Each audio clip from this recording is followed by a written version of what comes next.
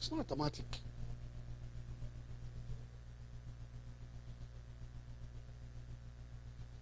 That's why sometimes, if you don't have the blessing of early marriage, because it's a blessing, you don't force it. It's not because God has forgotten you. Face your life. Keep living. Let God make it happen. All these things, it's God that makes it happen. You don't force it, whether you're a man or you're a woman. You don't force it. When God will make it happen, you yourself will now know the reason why God made it happen at that time. Because it will not be far better. Because if you have forced yourself to make it happen for yourself, you will enter into one chance. Whether you're a man or you're a lady. It's not a man who married a woman and a pastor in Lagos, pastoring a vibrant, flourishing church, went to go and preach somewhere. And while he was still preaching, the wife got up and came and grabbed his shirt and tie. While he was still in a friend's church. Said, I told you when it is 8 o'clock, we have to leave and go home. Look at the time. It's 8:10. And drag him from there on the altar. And drag him from there. It was the usher at the door that collected the microphone from his hand. And that was the end of his ministry. Unprofitable relationship.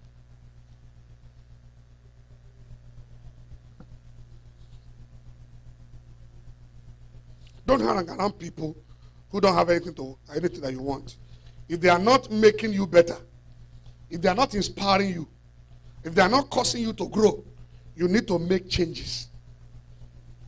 Be nice to everyone, but don't spend time with negative, critical, jealous, small-minded, and bitter people. Be careful. Those people, I call them toxic people. Negative people, critical people, they like to criticize everything, and everything, whether it makes sense or not, does not make sense. Jealous people, small-minded people, bitter people. They are toxic people. Before you know it, you become like that. You become like that. Let's look at a critical wisdom for profitable relationship. Just one we're going to look at today. Call it wisdom for profitable relationship. And this is because your relationship is crucial to your destiny. Your relationship is crucial to your destiny. Your relationship is crucial to your destiny. Your relationship, whether it's marital relationship, it's friendship, partnership, is crucial to your destiny.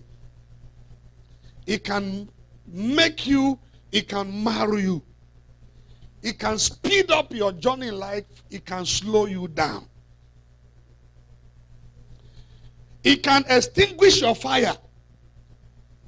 It can help your fire to go to the next degree. It's important. Sometimes some of you see signs of irresponsibility in someone. Those things don't grow overnight. You know, I said one day, I said, even a madman, if you go and find out very well, he had character issue. Because when the madness leaves him, you will now discover that the real problem he has was not even the madness.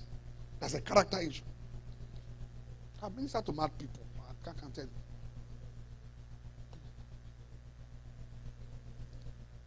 But sometimes, and especially those of you that are ladies, you see a man, you see a guy who does not show sign of responsibility. He is not even taking care of himself. You say you are in love. You are in love. You are in love. No, somebody has stolen your head. You are not in love. You are in lost. L-O-S-T. You are lost. If well, not his son. Because tomorrow when the man gets up and he's not paying school fees, he's not paying house rent, he's not showing us, you now start crying. Why are you crying when the head is lost? When they put knife on the head before they cut it, you didn't cry. When they now chop off the head, you now start crying. Hey, my head, oh, my head, oh. No, it's too late to cry when the head is gone. That's what my father used to say. It's too late. You will have cried before they lifted the cutlass, so that somebody can hold the knife for you.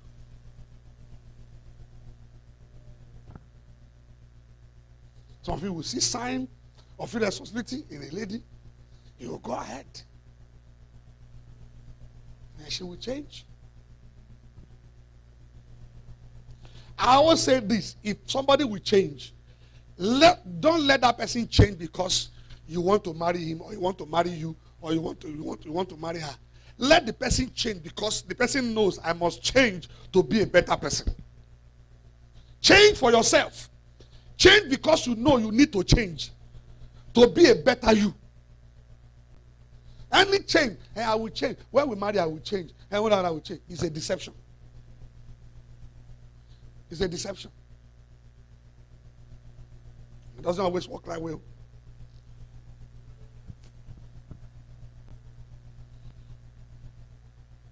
Many destinies have been destroyed, marred because of wrong relationships. And many destinies beautiful because of right relationships. So it is very important to operate in wisdom in matters of relationship. Knowing the right kind of people to relate with is a major step towards building successful and profitable relationship for life and destiny fulfillment. So, we are looking at one kind of people to relate with. And these people are the people who speak the language you understand and who understand your language. The people who speak the language you understand and who understand your language. That's the only one I'm talking about this morning. The kind of people to relate with. Whether it's in marriage, it's in business partnership. Otherwise, all of you will end up in court. You started smiling over glasses of wine. We start sending her as a sin after yourself. After something, because you don't speak the same language. And then you went into business partnership. And money has spirit. And when the spirit of money rise, boys, you will kill yourself for it. You will send assassin after yourselves. Relate with people who speak your language and who understand your language. And when I say you should relate with people who speak your language, I don't mean your tribal language. That's not what I'm talking about.